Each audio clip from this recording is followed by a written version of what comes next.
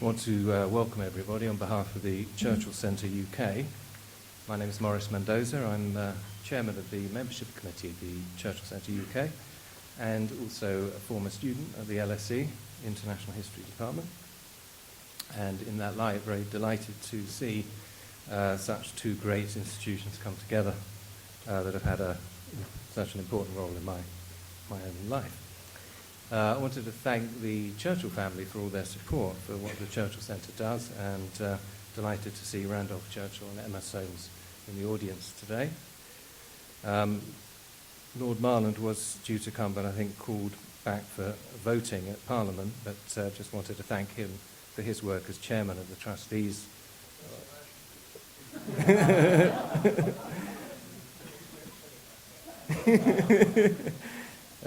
For his work reinvigorating the Churchill Centre UK.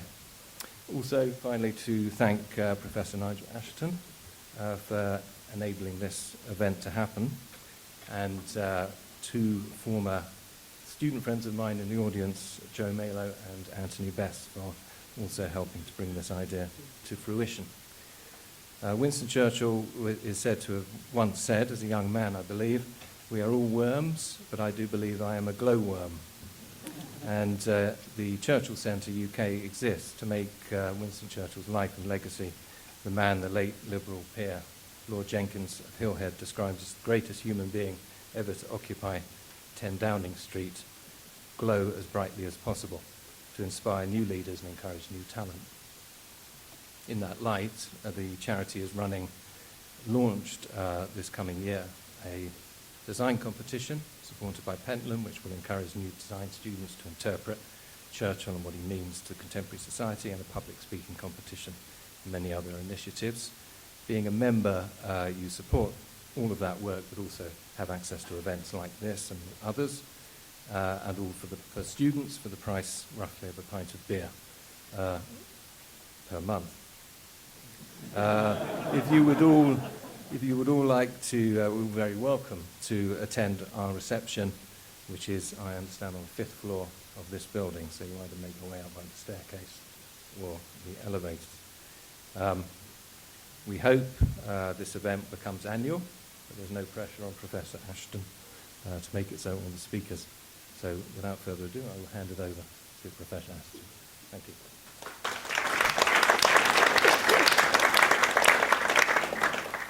Well, many thanks, Maurice, for that kind introduction, and thanks also on behalf of the LSE and International History Society, International History Department at LSE, for the generous sponsorship of the event by the Churchill Society and the Churchill Centre. The motion before us for debate today is, was Churchill more of a progressive than a reactionary? And we have four very distinguished speakers. I'll just briefly introduce them all. First of all, we have Dr.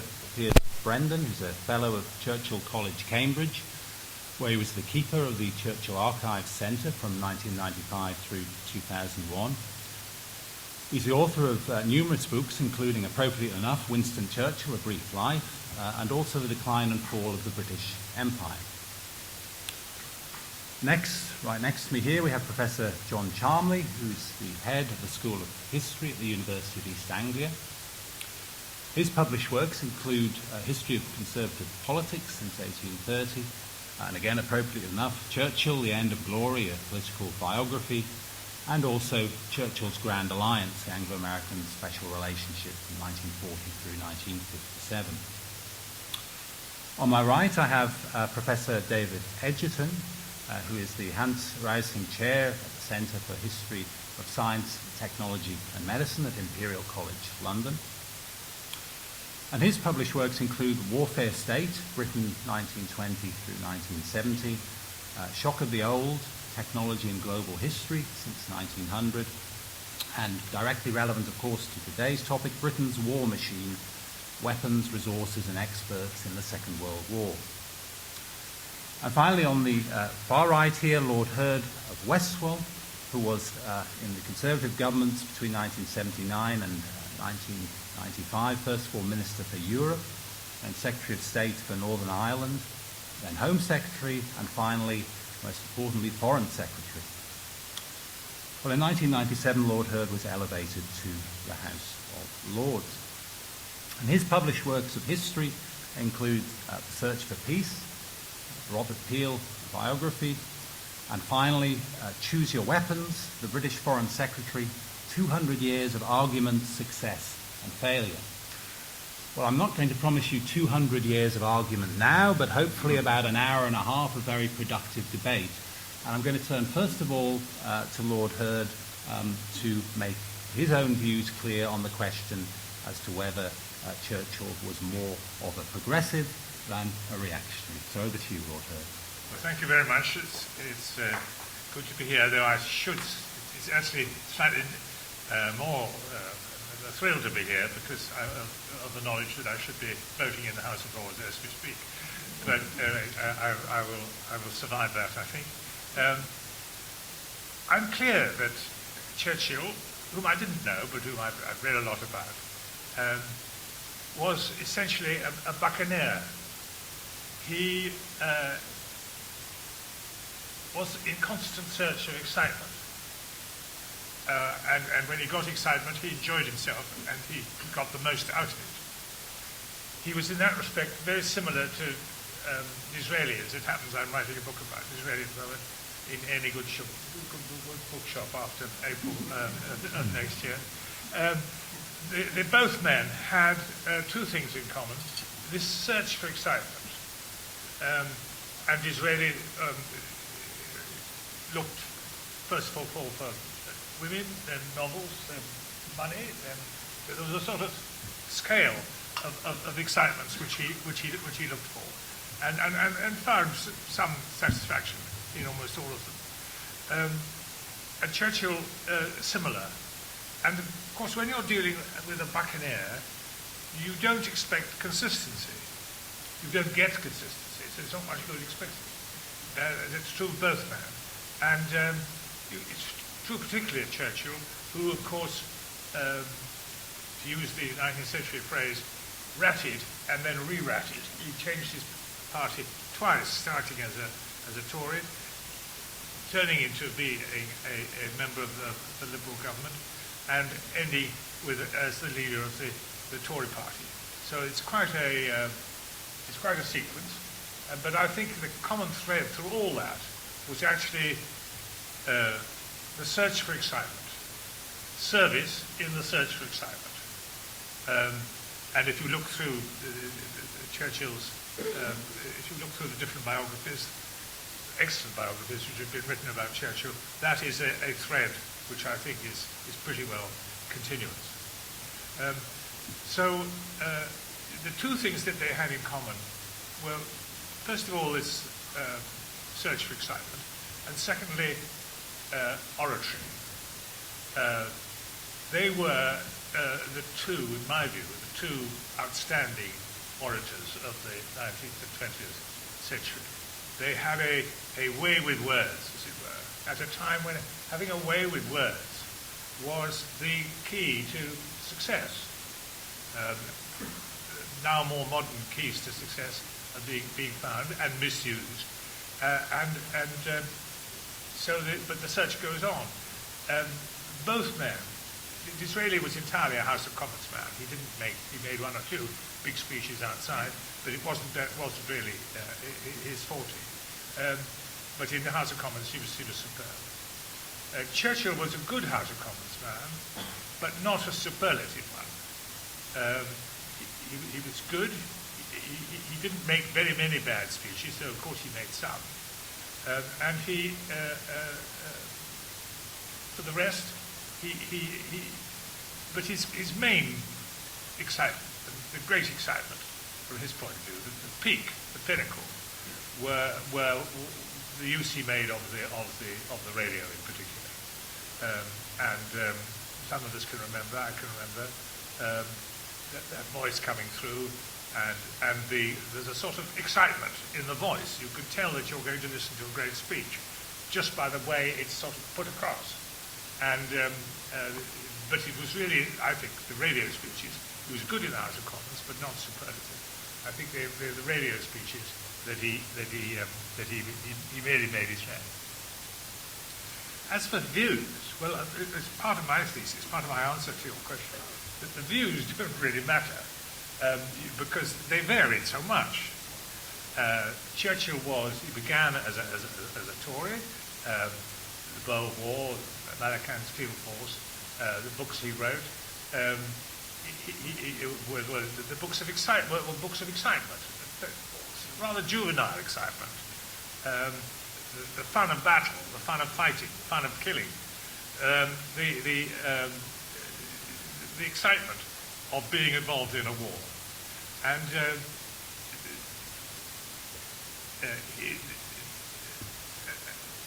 but before that, he was a very liberal Home Secretary. That's a job I've had, as you said, and I quoted quite often. A famous remark of Churchill that the test of a civilized nation is how it treats the people whom it locks up. And that is a pretty good test. And then he was a liberal Home Secretary. He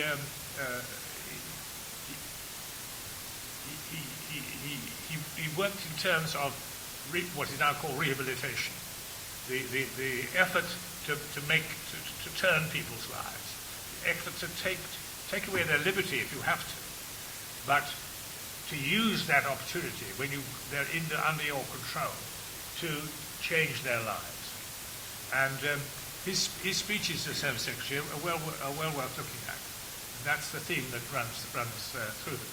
But of course it was the social excitement, the famous siege of City Street, when Churchill, wearing his top hat, was driven down to a place where two or three gangsters were holed up, besieged by the police, and the excitement. And of course, he exposed himself to danger. He was a conspicuous fellow, and he actually, presumably, imperiled the lives of the people round about him by this escapade of City Street. But those kind of escapades were quite frequent. He did the same in Antwerp during the first years of World War I, and he was always game for trouble, game for excitement, even if that meant putting other people's lives or liberty at risk. So, but he was, I think, in those days when he was Home Secretary, he was, as it were, a genuine small L liberal as well as a big L. But he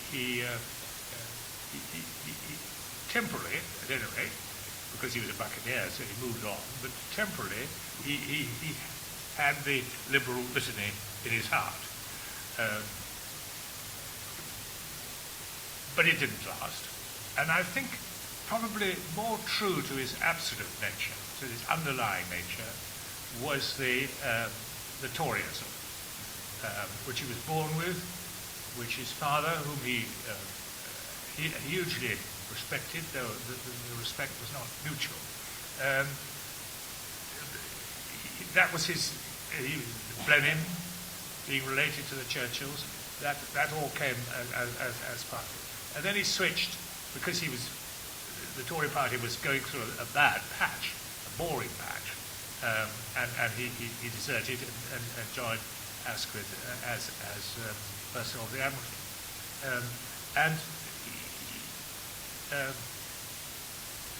And then gradually he became a keen coalition man. He was in favour of retaining the coalition because that was his best hope of continuing employment and excitement. And he gradually drifted to the right, so that on the two things which helped pull down his reputation in the 20s and 30s. So there were three things. There was India, where he tried to destroy Samuel Hoare's India Bill, which was the first move towards giving the Congress Party and other Indian political institutions, giving them some breath of freedom, some beginnings of responsibility. He voted against that and was passionately opposed to that because he remembered the polo playing Indian Raj of his youth when he'd been there.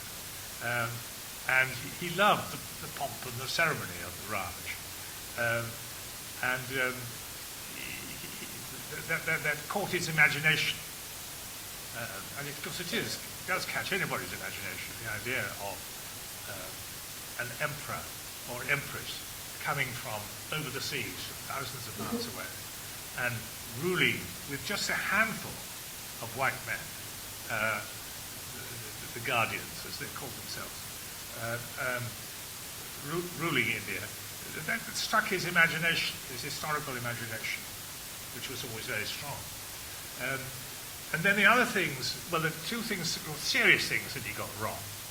The most serious, I think, was getting us back onto the gold standard in 1925, when he was Chancellor of the Exchequer. I think that probably will be judged to have been an error. Certainly Keynes thought it was an error, and I think Keynes was probably right. And thirdly, and lastly, the abdication.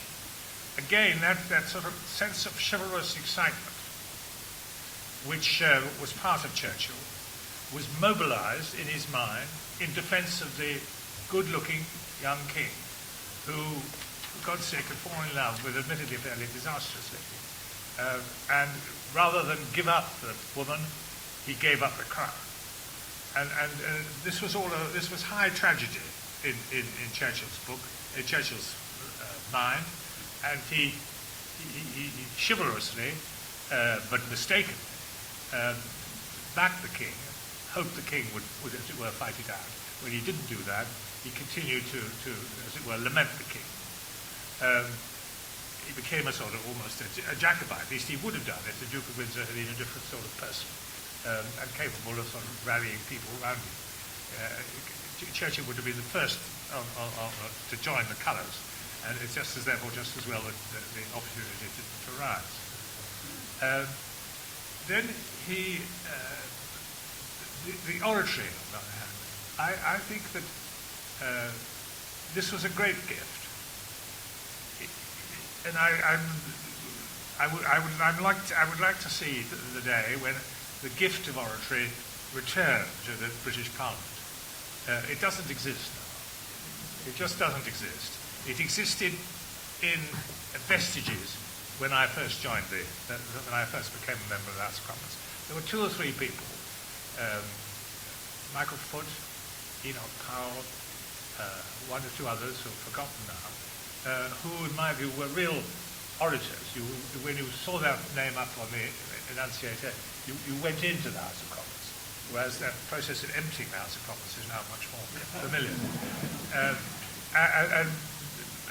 And Churchill, of course, had that. He had that gift. He didn't always use it well, but he often used it well. And that is a huge gift. He shared with Disraeli. He was I won't attempt to imitate or quote, except just to say that the speech that I had, which I remember most clearly, was on the evening when George VI died. And Churchill broadcast to the nation. And he said, and I won't imitate it, and I, who was born amidst the tranquil and august memories of the Victorian Empire, can feel again a surge of excitement at when I utter the words of the prayer, and then very loud, God save the Queen. It was a very dramatic moment, and just sitting it and listening to it as an undergraduate at Cambridge, it provided the sort of, it sent a thrill through the people who were listening, and he had that gift. And that is why, if you have the gift of oratory, quotations attach themselves to you. You don't naturally actually have to say the words attributed to you, but they attach themselves to you because they've come adrift from their own moorings. And so Disraeli has, I think it's like, I counted it, when I was doing the book, he had something like, in the Oxford Book Quotations, something like 130 quotations. Gladstone 5, Robert Peel none. And that had nothing to do with their worth as prime ministers. It had simply to do with the fact that they attracted to them quotations which in some cases were almost certainly made by other people.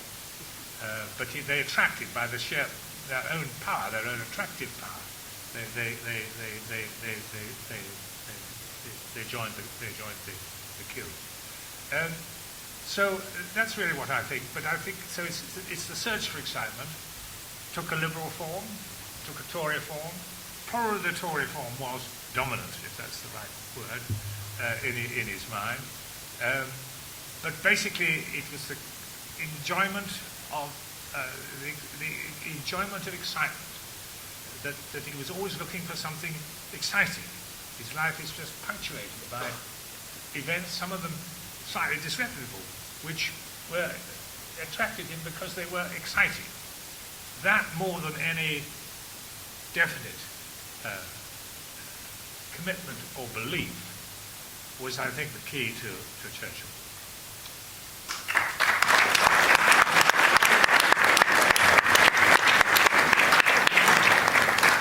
Many thanks, Lord Hurd. Now, Professor Edgerton. Should I stand up, or If you like, Yeah. it's up to you. Yes, I think the occasion demands standing up. Now, in 1939, when he came back into government, Churchill looked like a figure from another age. As Lord Hurd has reminded us, he was a die-hard imperialist. He was a great defender of Edward VIII. He was a great orator, and indeed he enjoyed the finer things in life on an aristocratic scale. Yet he was also an intellectual. He was to be honoured with a Nobel Prize, not in warmongering like Henry Kissinger, but in literature. He was a historian, of course. Now, there's no doubt, I think, that in mid-century, Churchill was, politically at least, more of a reactionary than a progressive. Though, and this is crucial, he led a coalition government. He brought Labour into the government. And that wartime coalition brought together two parties that were much further apart than the parties in the coalition today. Indeed, it's worth noting that Labour and the Tories before the general election were closer than the Liberal Democrats and the Tories. Now, all this was central to the fighting of the war, though the war itself was nowhere near as progressive as historians of the left have suggested. Now, I don't hold with the standard view that Churchill ran the strategical side of the war while Labour ran the home front, a conceit already present in the war and much reproduced since. In fact, the home front, or rather the crucial bits, were in the hands of reactionary Churchill cronies and more progressive, conservative Churchill cronies. It was most certainly not in the hands of the left, nor even in the hands of Ernest Bevin. Now, the idea that reactionaries, indeed Churchill himself, were incapable of running a modern industrial or scientific war is surprisingly common. It was present in the war itself, especially in 1942, when critics from both left and right complained about the lack of production, the lack of modern weapons. And they blamed it on Churchill, they blamed it on the British military, on British businesses, indeed on British reactionaries of all types. The Churchill tank, at least in 1942, was for some a symbol of British backwardness. According to Nye Bevan, Churchill was at best a figure from the Great War, incapable of understanding the Second World War, just as British generals were incapable of fighting with tanks on the Western Front. So the argument was that Churchill was a military-industrial reactionary as well as a political one. But nothing could be further from the truth. Churchill was a military and industrial futurist, crazy about new weapons of war. He thought that the Second World War would be very different from the First, and was strongly confirmed in this view by the events of 1939 and 1940. This was a war of speed, of manoeuvre. This was a war in which Britain had great advantages. Churchill in the 1930s called not simply for more armaments, but for modern arms, for aeroplanes, for rockets, for aerial mines. And he had at his side the physicist Frederick Lindemann, Lord Charwell as he became, not as is often said a scientific advisor, but as an advisor on a whole range of matters. Churchill wanted Britain to fight a war of machines, of gadgets, and he promoted them furiously. He invented his own incredible trench-cutting machine that he expected would cut across the Western Front and lead a drive to Berlin. He was there from the 1930s supporting the British rocket program, practically unknown today. In 1940-41, he was an extremely strong supporter of atomic bombs and jet engines. Britain, he thought, would win the war with aeroplanes, with a highly armoured army, not with a mass of infantry. Indeed, he wanted to keep men making things, including making beer, rather than waste them in the infantry. Now, you might think this is all a bit strange, but imagine if Churchill's dreams had come true. What if Bomber Command had reduced Germany to rubble by 1942? What if British armoured forces had crushed the defences of Fortress Europe in that same year? Britain would have emerged preeminent in the world, the greatest power on earth. What indeed if Britain had been the first to get the atomic bomb, as it might have done, had the estimates the British scientists made of its costs and speed of production come true?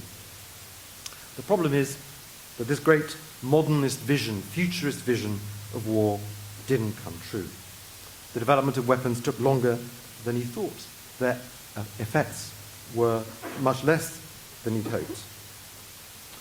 Churchill was astonishing, a much more radical figure when it came to machines than most progressives, though they, and many historians following them, have not understood this. Why? Because in the historiography of 20th century Britain, the technologically progressive could not be politically reactionary. Prussian militarists and Nazis could be technologically progressive, but not good old British reactionaries. What is surprising, not least when one inquires into the politics of Britain's favourite engineers, Frank Whittle and Barnes Wallis, was that they were figures of the right. One a supporter of the famous parliamentary leper Smethwick, the other an associate of the Monday Club in the late 1960s. So it was possible to be an enthusiast for machines, for science, and to be politically reactionary even in Britain. But is it possible to be reactionary about machines? The usual answer would, I suppose, be yes, and it's called, misleadingly, Luddism. But is it possible to be an enthusiast for new machines and yet be reactionary about them? It hardly makes sense. What on earth could a technological reactionary be? Well, it could be somebody who thinks that old machines have more of a future than new ones. Say that wind farms are a better bet than nuclear stations. Or is that the other way around now? Or it could be somebody like the interwar submariner Bernard Ackworth, who complained that the scientists have too much influence, engineers not enough, who believed that the Churchillian policy of shifting the Navy over to oil, as he'd done in 1914, and shifting to very large warships, was a retrograde, indeed a very dangerous step. Now, Churchill was clearly not that kind of technological reactionary, but in some respects he was. He and Lord Lindemann had a deep antipathy to bureaucratized research and development, a deep antipathy to the scientists in the ministries, in the government as a whole. They were hostile too to the established scientific advisors of the left and the right, from the Conservative MP for Cambridge University and Nobel Prize winner A.B. Hill to the former naval officer and leftist Patrick Blackett. Churchill and Lindemann wanted action, initiative, creativity, individual effort, not great laboratories and tedious expert committees. Now, they were in a position to get what they wanted, and they supported individual inventors. They created institutions outside the weapons development bureaucracy. Churchill, tellingly, wanted in weapons named after their inventors, as in the First World War, where you have the Stokes mortar or the Mills grenade. And he took this fight on behalf of his technical cronies into his war memoirs. Yet he failed. Who has ever heard of the Jeffreys gun, for example? Indeed, there's a whole list of otherwise unknown inventors who are name-checked in Churchill's memoirs, while famous inventors and scientists of the era are pointedly left out. Now, Churchill was naively over-enthusiastic about new machines, and some academic scientists were deeply critical of him for this. They were Luddites, if you like, hostile to untried new machines, and they were probably right to be. Now, just the other day, David Cameron claimed that we needed to go back to the war and to relax regulations, to let the men of push and go, as it were, get on with it. Now, even in the best case, that is not necessarily a good idea, as Churchill's experience with rockets, with aerial mines, and many other things besides suggests. Now, Churchill, of course, Brother Cameron, ignored the fact that the war saw increased regulation, an increased role for labour, a massively increased national debt, indeed. But this was not the first time that Cameron made an excursion into imaginary histories of the war. To conclude, I want to suggest that there is a politics of machines in Britain, and it's much more complex than the suggestion that one could be progressive or reactionary as far as machines are concerned. Churchill exemplifies this perfectly. He makes the case that machines are central to British history and politics, the politics of the right, indeed. But also, he makes the case that the politics of machines is much more interesting than we might at first blush imagine. In his politics, Churchill came to be a reactionary, the one who was forced to pursue progressive policies. But in relation to machines, he was a progressive who often pursued reactionary policies. Thank you very much.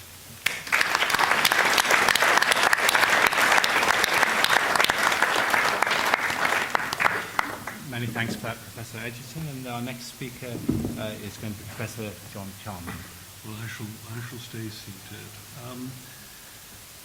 Writing in 1927, just after the general strike, to Lord Irwin, the future Lord Halifax, who was then Viceroy of India, Lord Robert Cecil commented, "I do believe that Winston takes no interest in politics unless they involve the chance of bloodshed.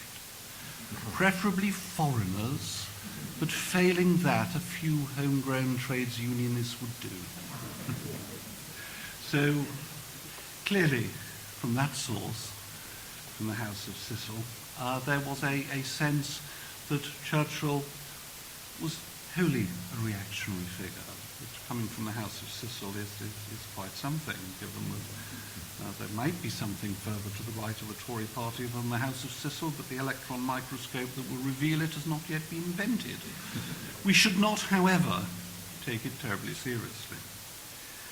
Churchill, in many senses, and we've just heard in David Edgerton's excellent lecture, one sign of it, was a late 19th century Whig liberal.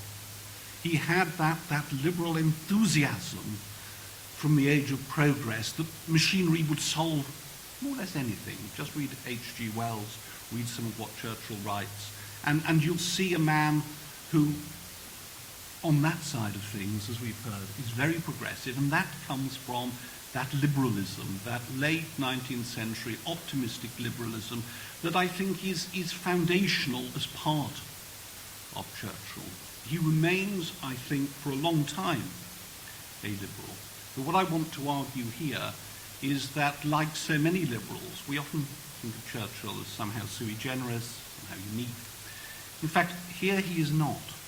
He undergoes, I want to argue, that process of disillusionment that was not uncommon in liberals of his generation.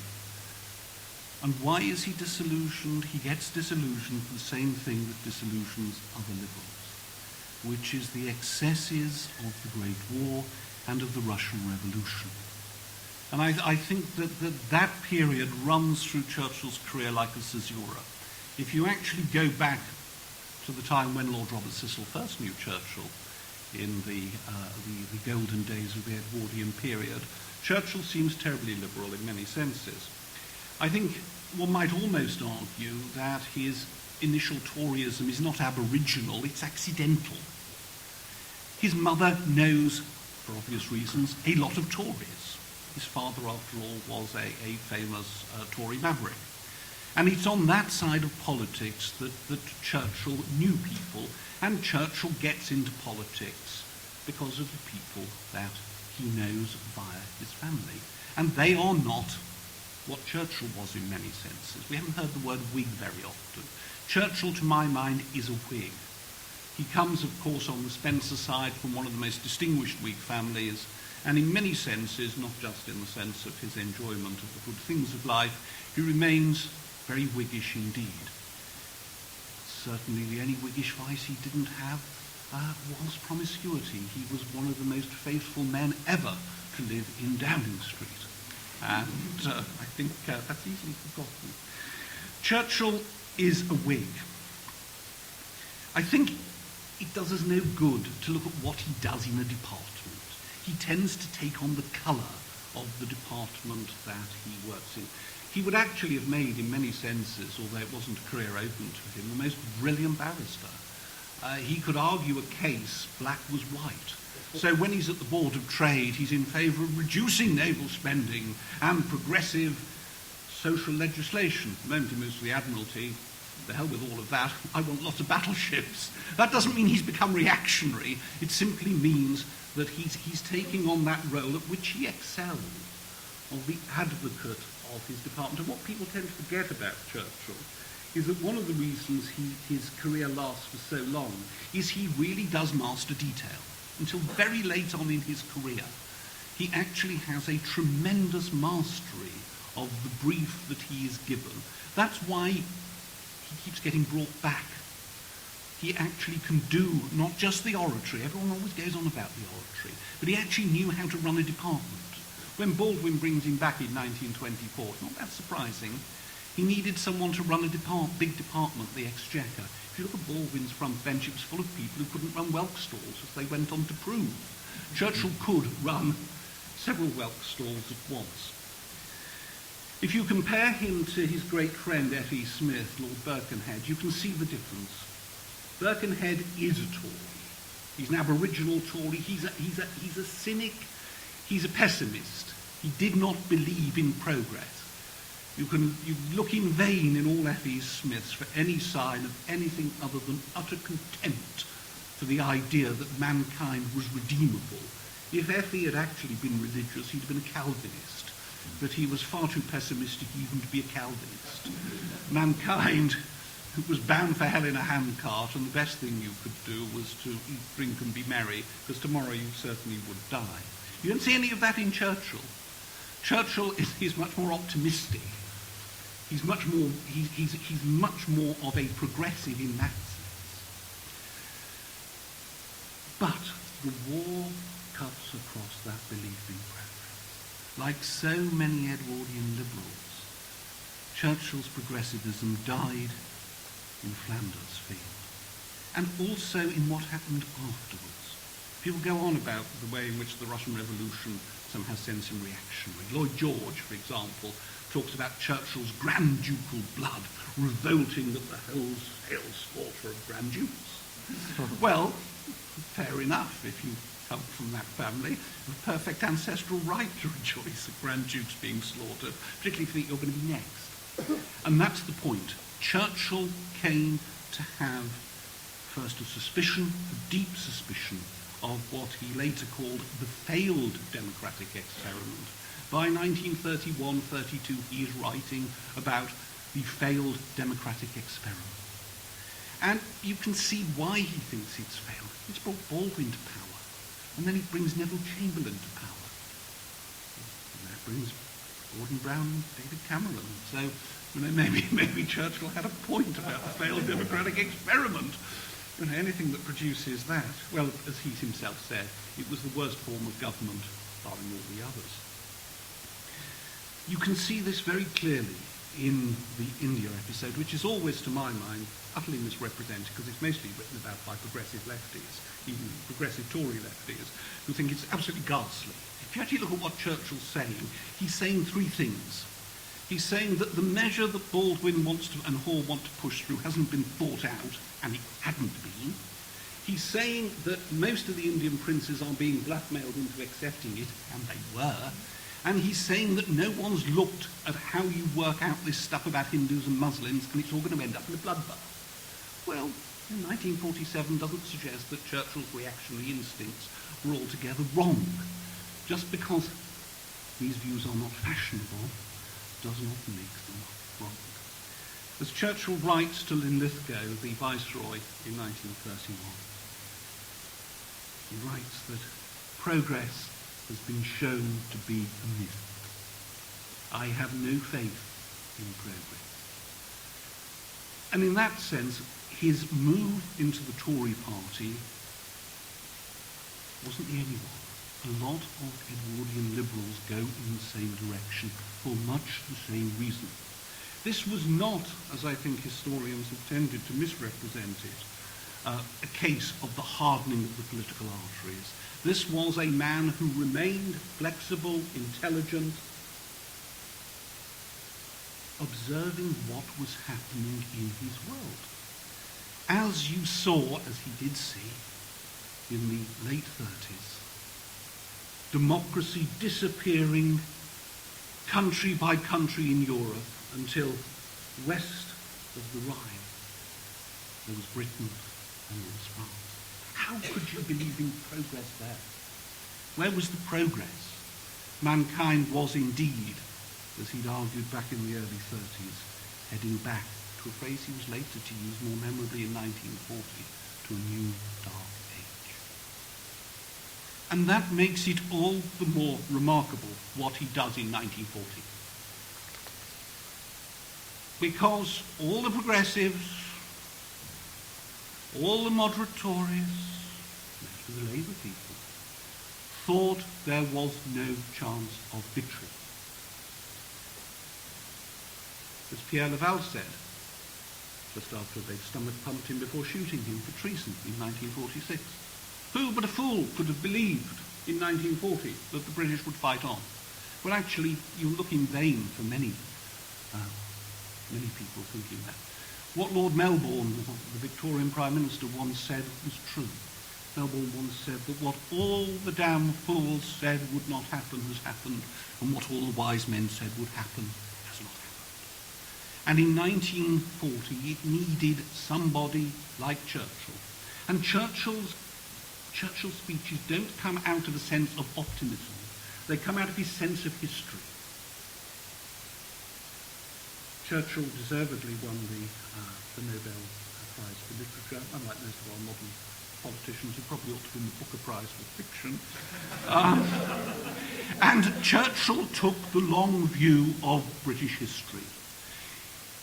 He could not see the light, but he could not see it going down before the darkness of the flood. And I hate to contradict Churchill on one of the few occasions one finds him being modest, but he really was talking the most frightful rot when he said said after 1945 that he just gave the lion's roar. It's nonsense. You only got to look at what people were writing to each other, what's in the mass observation surveys. The country was in the grip of a collective nervous breakdown. It thought the French were going to save them. An odd idea, to be sure, but it thought the French were going to save them. And the French had gone. There was nothing left, but there was. Halifax could have become Prime Minister and could have talked about we shall parley on the beaches, we shall negotiate on the landing grounds, we shall have protocols on the streets and we shall never stop talking. They didn't get that, but if they had have done, they'd probably been all right with it. What they got instead was this visionary historian who, despite his own pessimism about where mankind was going, could not believe that British history would end with the swastika flying over Downing Street. So in that sense, I think we can see Churchill as more than like his greatest ancestor, the first Duke of Marlborough. He is a man disillusioned with humanity, and in that sense tending towards the view that order is more important than freedom, but he is an ancestral Whig, and deep within his DNA is the belief that, not democracy, I don't think he was ever really a democrat, but that freedom, that is, the government of the many by the enlightened aristocracy, was the best way forward. He was wrong about that, although was he really when you look at where we are now? Thank you.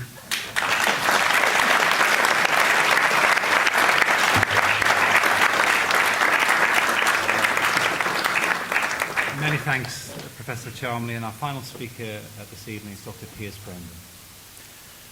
Well, both sides contain some truth in this argument, and one could take either view. In fact, when I was first asked about this, I said that I would argue for whatever case, in favour of whatever case John Charmley was against.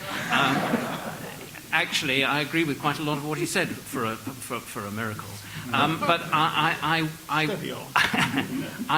actually think that Douglas was right, that it doesn't really matter whether he was more progressive than reactionary or the other way about, because as an admirer of Churchill, I should say that his predominantly reactionary views, they didn't matter, or if they did matter, it was because they constituted much of his vision of what Britain was, what the British way of life was, and the important thing was that he was prepared to defend, he was determined to defend and preserve that vision. What mattered above all was that Churchill had the courage of his convictions when the state was in danger, and that he gave the nation unparalleled leadership during the greatest crisis in its history. But I don't want simply to give you a sort of rah-rah patriotic account. What in fact, I'm going to argue as devil's advocate that he did have predominantly reactionary views. I agree with John that he was a Whig aristocratic adventurer, that was David Cannadine's phrase, and that he was ambitious, he was an opportunist like his father, he espoused Tory democracy in the hope that this would be a democracy which supports the Tories. In youth, he nurtured social Darwinist notions about preserving the integrity of the race. He said, we must have an imperial stock to keep the empire, and he had no doubt about the inferiority of lesser breeds. As a liberal, he fantasized about being a Bismarckian autocrat. He was excited by the opportunity that opposing the women's suffrage gave him, and he did oppose it. He favoured penal colonies for vagrants and the sterilisation of the unfit. He used soldiers to quell strikers in Liverpool and elsewhere. Charles Masterman deplored his whiff of grape-shot attitude, and a criticism that could have been echoed in 1920 when he wanted to take the transport workers by the throat. Churchill found the Great War delicious, its famous word, and appeared to long above all other things for military glory, cost what it might. The journalist A.G. Gardner feared that Churchill would write his name large on the nation's future in letters of blood. He sees himself moving through the smoke of battle, triumphant, terrible, his brow clothed with thunder, his legions looking to him for victory and not looking in vain. He looked back not just to Marlborough but to Bonaparte, of whom he kept a bronze statue on a table opposite his desk in the Ministry of Munitions in 1917. Lloyd George said that Churchill had ruined himself by reading about Napoleon. Churchill denounced the Russian Revolution with even more virulence than Burke had denounced the French. Civilization is being completely extinguished over gigantic areas while Bolsheviks hop and caper like troops of ferocious baboons amid the ruins of cities and the corpses of their victims. Churchill hankered to pursue a policy of thorough towards Sinn Féin, wanting to bomb and machine gun its meetings from the air. He supported reprisal murders by the Black and Tans. He saw post-war troubles in such countries as Ireland, Egypt, and Mesopotamia as part of a conspiracy to rob Britain of victory and undermine its global predominance. His wife Clementine urged him to moderate his belligerence and avoid the rough, iron-fisted iron-fisted Hunnish way. In 1922, Churchill was accused of being the potential head of a fascisti party, and the fascists had only just come into existence in Britain, and Arthur Balfour thought Churchill an almost reactionary Tory. These views, of course, were prescient. In 1924, Churchill re-ratted to the Conservatives. He became, in his own words, the last orthodox chancellor of the Victorian epoch. During the general strike, he declared a little bloodshed would do no harm. In 1927, he met Mussolini and afterwards paid fulsome tributes to his Roman genius. Following the defeat of 1929, Churchill moved further to the right. He disliked the extension of the franchise to flappers and wanted to give greater weight to more responsible elements. He said that the empire should be secured by advancing along the old road, and he fell out with his party over India. The Conservative declaration that it should progress towards Dominion status drove Churchill almost demented with fury, according to Sir Samuel Hall, who said that Churchill wanted to rule India as Mussolini ruled North Africa. Churchill was especially wild over the appeasement of Gandhi, and he compared it to feeding cat's meat to a tiger, a particularly inept analogy in view of the Mahatma's well-known vegetarianism. Churchill denounced the half-naked fakir in stronger terms than he directed against the fully clothed Führer. As late as the 6th of November 1938, he described Hitler as a great man. For a long time he backed Franco. Having supported Edward VIII during the abdication crisis, he concealed his wartime conviction that the Duke of Windsor was pro-Nazi. Clementine said he was the last believer in the divine right of kings. During the war, Churchill often wore military uniform, which was hardly the livery of a democratic leader. He was often criticised for being dictatorial. Colleagues called him everything but from Caligula to Gloriana with a cigar. He fought a doomed rearguard action to preserve the empire, asserting that the Atlantic Charter didn't apply to the British colonies, and Leo Amery complained, using all the old phrases of 1903. Roosevelt thought him a hopeless reactionary and treated Churchill on the subject of India as he treated Southern senators on the subject of blacks. Harold Lasky, who we can mention here, said in 1942, the premises of Mr. Churchill's thinking are set by the old world that is dying, as Burke's were set in 1789. He is unable to see, as Burke was unable to see, the outlines of the new world that is struggling to be born. Churchill dismissed Beveridge as an awful windbag and a dreamer. He suppressed, or tried to suppress, anti-reactionary manifestations ranging from the Internationale and the Daily Mirror to J.B. Priestley and the life and death of Colonel Blim. During his Indian summer, Churchill barely came to terms with the actual and impending loss of empire. He assisted in toppling Mossadegh in Iran, a secret coup with fatal results. He remained anti-black, said Violet Bonham Carter, and resisted change in Africa. He supported Eden over Suez. At home, he re-established the Home Guard and voted for hanging. It's true he didn't try to dismantle the welfare state, because Churchill always felt a powerful sympathy for the underdog and a strong sense of noblesse oblige. He was essentially a Victorian paternalist who thought that the masses should eat roast beef and live in snug cottage homes. As Herbert Morrison memorably said in 1942, he's the old benevolent Tory squire who does all he can for the people, provided always they are good, obedient people and loyally recognise his position and theirs. In short, as Lord Moran observed in the 1950s, Churchill was hopelessly out of tune with the spirit of his age, an anachronism in his own lifetime. All this, and there's much more, constitutes a powerful case for seeing Churchill as more reactionary than progressive. Yet, Lord Beaverbrook was not guilty of absurd hyperbole when he said that Churchill had held every view on every question. And there's a sharp antithesis to the story that I've just told. I don't have time to dwell on it in detail, but a few obvious points must be made. Churchill genuinely believed in Britain's civilizing mission towards the empire, arguing for justice to subject people in the Colonial Office. You read Ronald Hyam's book on Elgin and Churchill in the Colonial Office, you see some extraordinary things that Churchill wrote in his minutes, which are enlightened by any standards. He favoured conciliation of the Boers, the Irish, and others. He condemned the Amritsar massacre, and he asserted that the era of the British Raj was to India the age of the Antonines. As a liberal, Churchill helped to lay the foundations of the welfare state. He championed the cause of the left-out millions with labour exchanges, unemployment insurance, and so on. His improving schemes were at least as radical as those of Lloyd George. The Liberals had instituted old age pensions, he said, but we have yet to rescue the children. His collectivist ideals would have shocked Margaret Thatcher. His proposals for reforming the House of Lords were far more sweeping than anything contemplated by Tony Blair. When one considers Stalin's crimes, Churchill's hostility to Bolshevism looks enlightened. Churchill was, after all, first and foremost, a Democrat. I don't agree with John about this, the business of democracy. He kept intoning, his father's mantra: trust the people.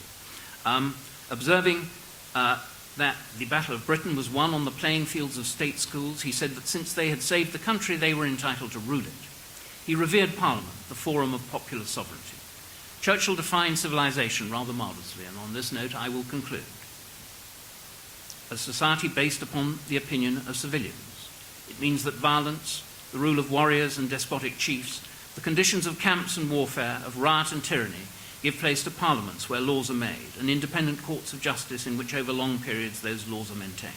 That is civilization, and in its soil grow continually freedom, comfort, and culture. Thank you.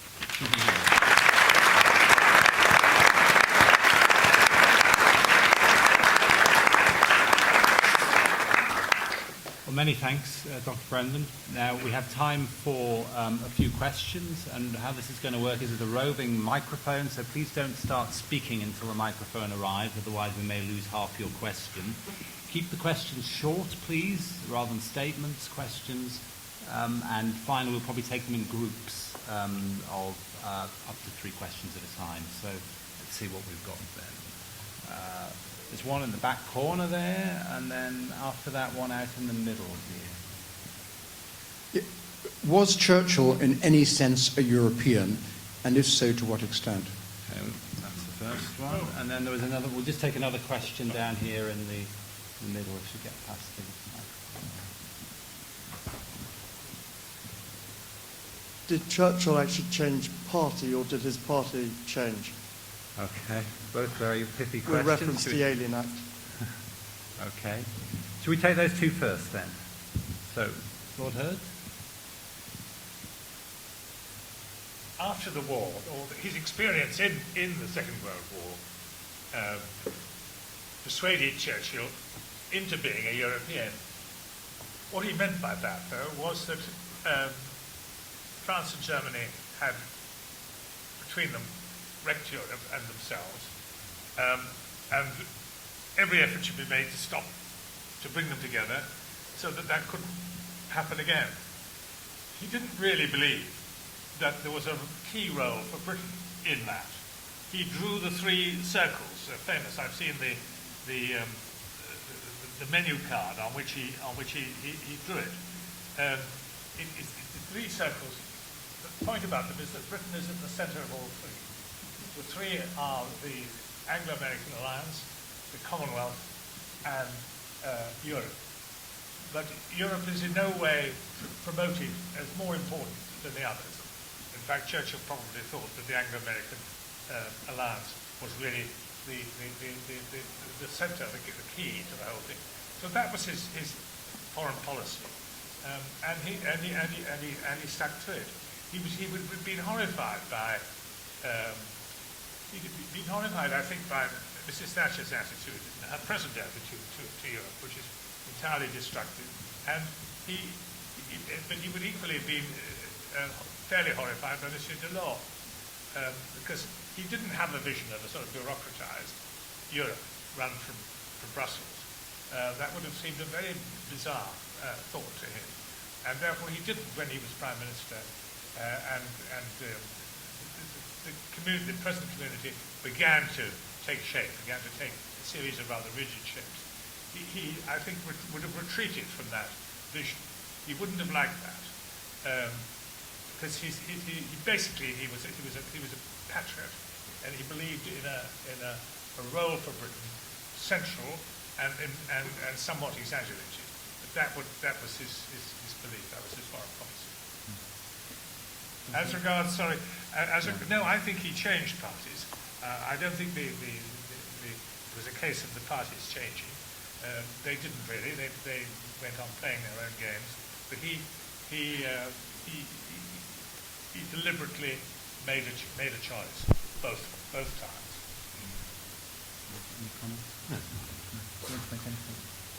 Yes, I think Lord Hurd is absolutely right about European. It's so different from it was when Churchill lived that for us the question has no real meaning for Churchill. I brought to my mind what he wrote in December 1944 when Duff Cooper, who was a genuine Europhile, very much wanted Britain and had been arguing indeed since 1941 that Britain should take the lead along with all these exiled governments hanging around in London. After all, they didn't have to go to Brussels anymore. They were just sort of over the road in carriages. So you could just get them. We had even met them all in the dining room of carriages and done it all alongside the cabinet meeting as well. And Duffy wrote this wonderful memo, Vision Splendid, Europe, and Churchill sort of wrote, what is Europe? Nothing but weakness. I don't think he was terribly European. Did he change his party? Well, F.E. Smith once said that Winston has always been loyal to the same party, the one gathered under his hatband. I think that's about right. I mean, he didn't really mind what horse he rode, as long as he was the jockey. I agree with that. That's absolutely right. I mean, he wasn't a loyal party man. He hated the Tories in lots of ways. He hated the Liberals as well. What he wanted was a coalition with himself as the leader. And as for the European, he didn't really resolve the whole problem that we're still in. What are we? Are we Europeans? Well, he loved the French, but he didn't much like the Germans, and he didn't want to be. He didn't want to sacrifice what he regarded as our salvation, namely the English-speaking peoples. That is to say, the Anglo-American alliance. So that I think was the key thing. It had saved us in both world wars, and he was jolly well going to ensure that predominated. We'll take some more questions. One back over there, and then another one out in the middle here. Hello. I don't care about the progressive and reactionary. I want to know who is the chair. Suppose Churchill, Roosevelt and Stalin are 60 years ago are there in Tehran. Who is the chair? I know who is the chair. I want you tell me who is the chair. Thank you. So by which you mean who's taking the lead here, or? Who is the chair at that table? Who's the leading player? Or yes. Okay.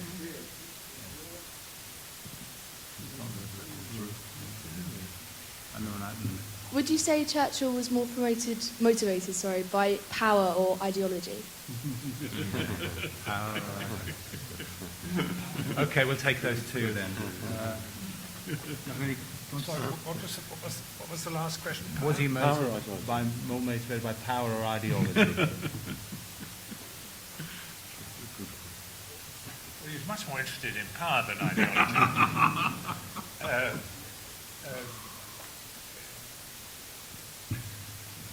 He thoroughly disliked what he called Bolshevism, and he would have intervened disastrously, I think, in the Russian Civil War.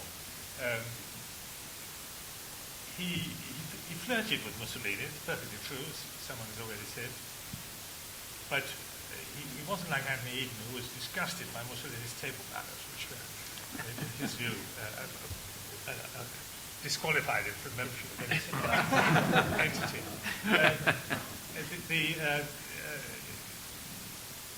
But he wasn't. He was a buccaneer, and he was a buccaneer of philosophies as well as of ministries. And he said he made it up with Stalin. Of course he did. He fancied himself as the man who would bring Stalin to heel. He thought that the Brits and the Russians, two ancient people, to deal about it, and he flew to Russia, to Moscow, and dealt a deal with Stalin in terms of percentages. We got 100% influence in Greece, 50% in Yugoslavia, nix in Romania or Bulgaria, because the Russians were already there. That was real politics as far as Churchill was concerned. It didn't have much to do with ideology. Yes, I mean, there is something ideological about Churchill, which I don't think has been sufficiently explored. There's one book which compares him with Hilaire Belloc. It's rather interesting. But we need to think about that. I mean, he is in many ways a liberal, and he believes in lots of liberal things. Well after the Russian Revolution, it seems to me. And freedom is indeed an important word, and an orientation to the world is terribly important. Now, coming to the other side, the power side, what was Churchill's relative position?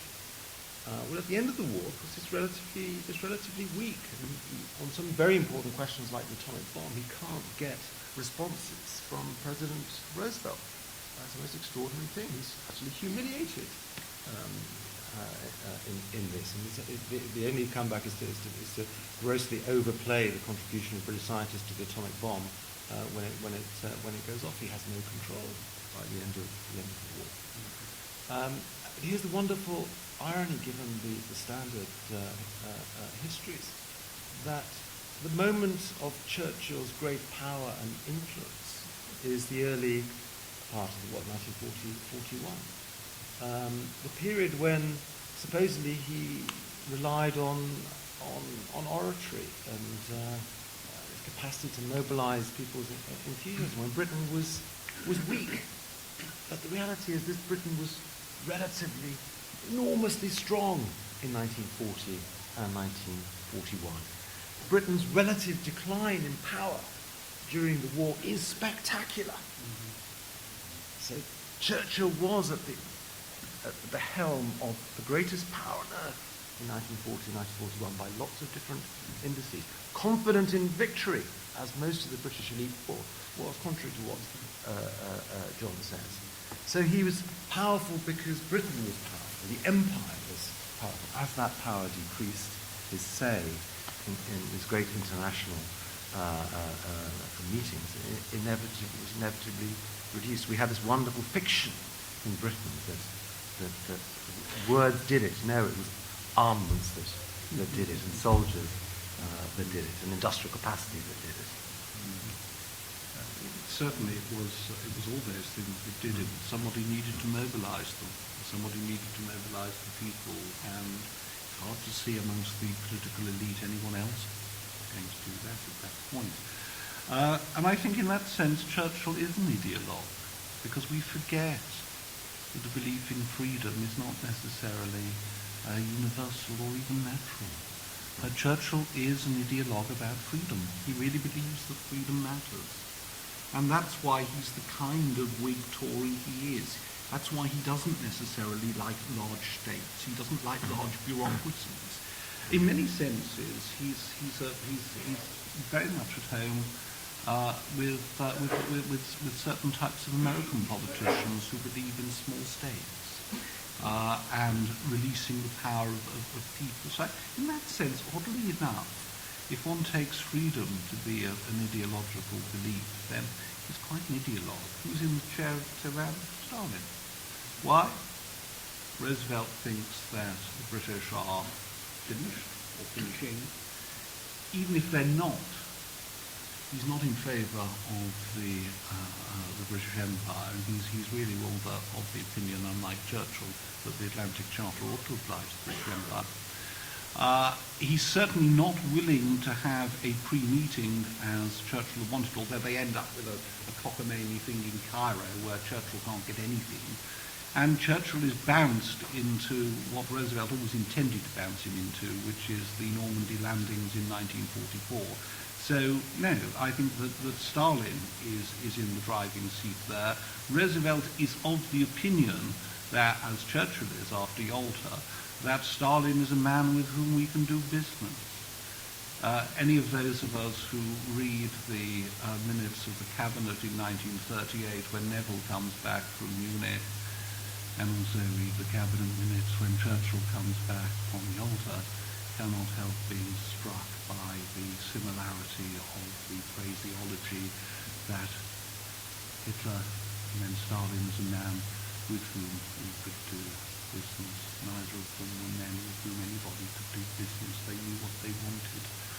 Whether by 1944, 45, given what had happened, that the war had gone on so long and British power was so weakened by that stage, whether Churchill could have done anything more than he did by 1944, I don't. Mm-hmm. Yes, I agree with that. I mean, by 1943, Churchill didn't want the phrase "the big three" used because he didn't like being thought of in terms of being lepidus. You know, and other people like Duggan talked about the big 2.5. So I think that's perfectly clear. And I mean, power lay with the big battalions, as Stalin said. I mean, one's only got to look at the statistics that 80% of Germans who fell during the Second World War were killed by the Red Army. So that's the reality of that.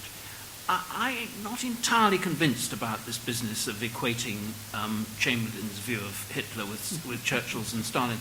It seems to me that Churchill was a romantic. One of the things that he writes about very eloquently in his biography of Marlborough, his great ancestor, was the Holy Alliance, as he calls it, between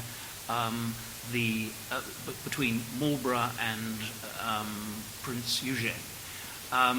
And this, I think Churchill thought briefly that there could be a holy alliance between himself and Stalin, but nobody had got a better record of anti-Bolshevism than I mean, right over the top anti-Bolshevism than Churchill. And he really recognized, I quoted the baboons hopping and capering over the ruins of civilization, and that was the kind of thing that Churchill thought about, and he recognized very, very clearly, and he said right during the 30s, up till the time that he thought there might be a possibility of a rapprochement with Soviet Russia, that this was the negation of civilization. And I don't think that he... So one part of Churchill revered Stalin because Red soldiers were getting killed against the chief enemy, which was Nazism. Another part of him recognized that here was the most monstrous tyranny, and that the person leading it, this sinister figure, Uncle Joe he called him, was actually a hideous tyrant. I think there was a kind of ambivalence there. Take a couple more questions. One over there to start off with. The diaries of Guy Liddell, head of counter-espionage at MI5, have just been declassified. And in it, according to him, Churchill wanted was it half the Nazi leaders shot without trial and the others imprisoned without trial. So just interested in the comments of the panel on that. Guy Liddell. Okay, and another one. Was there a question out just there in the middle? Thank you. Was his Nobel totally on the literary merit, or was his Nobel Prize totally on the literary merit, or his fact that he was a powerful leader that also counted? Thank you. Did we all get those? I didn't. The Nobel Prize was it on merit? On literary merit. Yeah. On literary merit, I see. Yeah. Sure. Yeah. The first one was shooting Nazi leaders. The second question was about his Nobel Prize. Yes, the first one. It was about shooting Nazi leaders or locking them up without trial. Was he saying that who would advocate that? Sorry, I'm confused. Diaries have revealed that Churchill wanted half the Nazis shot and the other lot imprisoned.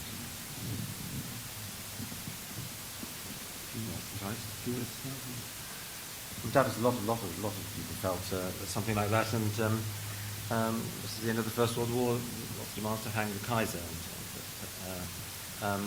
But on the other question, literary merit. Well, I don't think the archives have been exploited to answer that question. I mean, the Nobel Prizes have always been very political. I mean, the physics ones and the medicine ones, very, very, very political. So it would be no surprise if this one the people were swayed by political concerns. But who are the other British Nobel Prize winners? In Bertrand Russell, Galsworthy, Kipling, and more recently another lot. But, so I mean, in that company, I think he does rather well, doesn't he? Yeah, I mean, I think on the Nobel Prize thing, first of all, I have on my shelves the collected edition of Churchill's works, which stretched 54 volumes. And he didn't spend all his life writing history.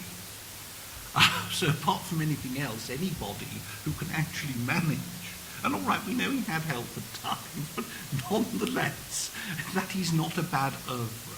And actually, it is remarkably readable. I love reading. I mean, my favourite one is My Early Life. And if you haven't read it, I envy you in one sense, because don't read it now and you've got a great treat ahead of you. It's a wonderful book, but actually he wrote wonderfully. And frankly, given the quality of what he wrote, and given the amount of what he wrote, most history departments would now be dying to hire him for the REF. As for Obiter Dicta in Diary, if you read what about the River War? River War is also an excellent book. Mind you, the Malakand Field Force seems to be, if you look on the internet at the moment, the most quoted of Churchill's work. That may have something to do with his comments about Islam. Go Google it and you'll see what I mean later. But in terms of wanting to, yeah, I mean, I don't know enough about the character and the diaries, frankly. I mean, you can read Alan Brooks' diaries, you can read Cadogan's diaries, you can read Oliver Harvey's diaries. I mean, it depends what the person was doing with the diary. And certainly, I've no doubt at all that at certain times Churchill probably had some fairly blood-curdling remarks to make about most of the Nazis. Actually, come to think of it, by 1945, particularly after what had been Party newsreels had been into various places, there were an awful lot of people in Europe who had fairly bloodthirsty ideas about the Nazis. And what is quite remarkable is not that people had bloodthirsty ideas, but actually that the so-and-sos were actually taken to trial and some of them were let off. I mean, personally, I was shocked Parfin out of hand. He was the man most responsible for letting Hitler in the first place. So actually, whatever Churchill said in diary, in private conversations, was no doubt, as it often was, fairly incendiary. I mean, he was one of the world's great talkers and one of the world's great phrase makers. But I'm not sure one should take that sort of thing as a settled conviction. I agree about that. I mean, there are quite a lot of instances where he expresses similar sorts of desire for vengeance and bloodthirsty retaliation against the Germans, which was something which, if you read the mass observation reports, people did feel. I mean, they wanted to give it back to them in spades, which indeed, of course, we did. There are also things that, I mean, classically, Martin Gilbert's famous story about Churchill seeing the results of the bombing and saying, "Are we?" And with all his air marshals around him rejoicing in the pulverization of German cities, and Churchill saying, "Are we beasts?" Now, he may have said that for the record, I don't know. But I think that these fleeting remarks have got to be taken with a degree of caution. I'm sure that Liddell was right. But you can also, I think what's surprising about Churchill is that he was extremely belligerent, and extremely pugnacious, and extremely bloodthirsty, and also deeply compassionate. And I think that this is it's a very strange sort of contradiction in Churchill. But it's all part of the humanity of the man, I would say. As far as literary merit is concerned, I agree with there's no damn merit in it. Really, is there? It's all decided on extraneous circumstances. But like John, I think he's a marvellous writer. People have said that Churchill's style was bogus and spurious, even in wars, particularly contemptuous of his writing, because it was neither one thing nor the other. It was kind of cod Macaulay. It was mock Gibbon. It wasn't the real, authentic thing. And yet, just in the way that neo-Gothic can be marvellous, Churchill's neo-Macaulay or neo-Gibbon was often, it reached great heights, and of course in the speeches that we know about, they are marvellous, and great heights of oratory. And even Alan knows, Alan's people in the Archives Centre have just discovered some recordings that Churchill made, and they are quite extraordinary. Never been heard before, or very rarely. And Churchill, one of them, is addressed to a convention of tax inspectors in 1952. You could hardly imagine a less promising field for oratory than a convention of tax inspectors. And I swear to you, it's the funniest thing I've ever heard. Well, on that note, just a couple of announcements before we wind up. The first is the key announcement is there will be an open drinks reception following this event up on the 5th floor of this building. It's in the staff dining room. All are welcome to attend, so please don't be bashful. Do come along, and you can ask the speakers some further questions there. I'm sure they'll be happy to answer them. And the final thing, of course, to say in time-honoured fashion is to ask you to thank all of the speakers this evening for a very lively and very informative event.